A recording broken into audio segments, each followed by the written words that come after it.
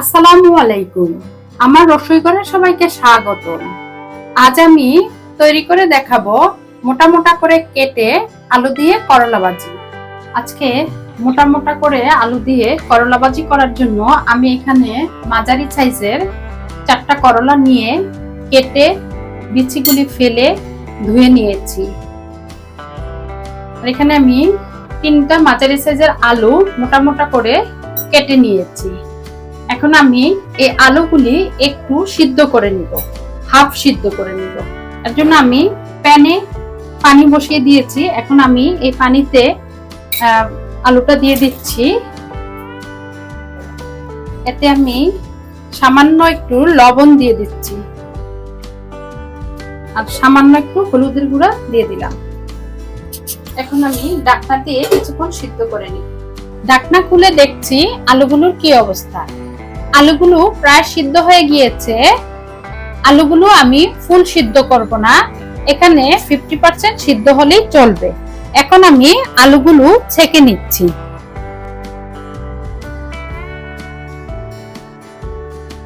আমি চুলায় আবার প্যান বসিয়ে দিয়েছি। এখন প্যানে আমি সয়াবিন তেল দিয়ে দিব। এখানে কোয়ার্টার কাপের মতো সয়াবিন তেল আছে। যেহেতু আমি 250 গ্রাম মাঝারি সাইজের 4টা করলা নিয়েছি, এখানে আমি দিয়ে দিলাম 1 কাপের 4 ভাগের 1 ভাগ সয়াবিন তেল। তাতে আমি এখন দিয়ে দিব পেঁয়াজ কুচি।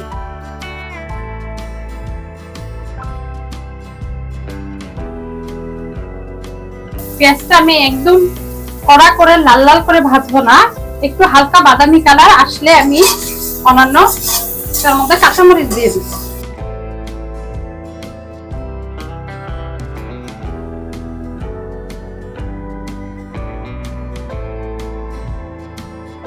এ পর্যায়ে আমি দিয়ে দিচ্ছি কাঁচামরিচ। এখানে আমি 4-5টি কাঁচামরিচ ফালি করে দিয়েছি।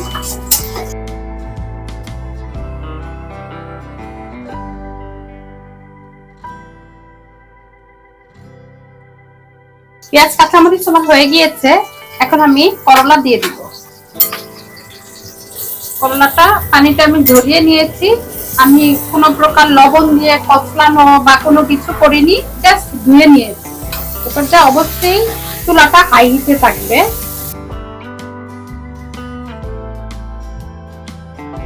অনেকে করলাতে হলুদ দেন, যদি কারো পছন্দ থাকে হলুদ তাহলে এই পর্যায়ে দিয়ে নিবেন। আমি করলায় কখনো হলুদ দিইনি, তাতে আমার কাছে মনে হয় করলার রংটা নষ্ট হয়ে যায়। আর কখনো করলা আপনি ঢাকনা দিয়ে ভাজবেন না, কখনোই ঢাকনা দিবেন না। করলা ঢাকনা দিলে করলার রং নষ্ট হয়ে যায়।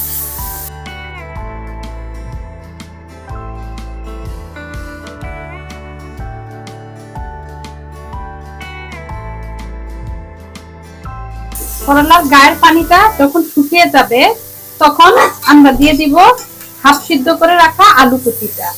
এখন করলার গায়ের পানি শুকিয়ে গিয়েছে, এখন আমি আলু কুচিটা দিয়ে দিচ্ছি, হাফ সিদ্ধ করে রাখা আলু।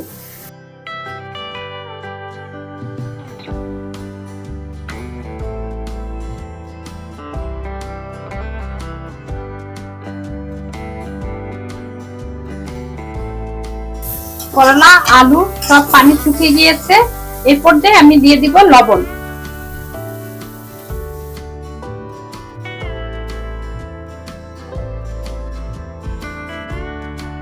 লবণটা দেওয়ার পরে 1-1.5 মিনিট ভাজার পরে আপনি চুলাটা একটু ডিম করে দিবেন।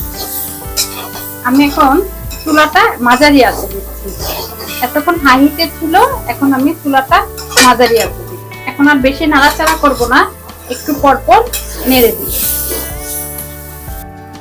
করলায় লবণ দেওয়ার পরে মিডিয়াম আঁচে দিয়ে আপনাদের পছন্দ মতো ভেজে নেবেন, যে যেরকম খেতে পছন্দ করে। আমি করলাটা এখন উঠিয়ে নিব। আমি এর চেয়ে বেশি ভাজবো না, আমার কাছে একটু কাঁচা কাঁচা থাকলে ভালো লাগে। দেখেন সিদ্ধ হয়ে গিয়েছে, কিন্তু মনে হচ্ছে একদম সিদ্ধ হয়ে গিয়েছে, ভাজা হয়ে গিয়েছে। আবার অনেকে অনেক ভাজা খেতে পছন্দ করেন, তারা আরো ভেজে নিবেন। কিন্তু যারা হালকা ভাজা খেতে পছন্দ করেন তারা এভাবেই ভেজে নিবেন। আর সবুজ সবুজ রং থাকতে তুলে নিবেন। আমার করলাটা ভাজি হয়ে গিয়েছে, মোটা মোটা তারপরে আলু দিয়ে করলা ভাজি।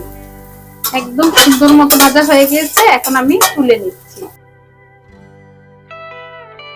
আমার রেসিপিগুলো যদি ভালো লেগে থাকে তাহলে যারা আমার চ্যানেলটি সাবস্ক্রাইব করেন নাই তারা আমার চ্যানেলটি সাবস্ক্রাইব করবেন আর পাশে থাকা বেল আইকনটি ক্লিক করে অল নোটিফিকেশনে ক্লিক করে দিবেন।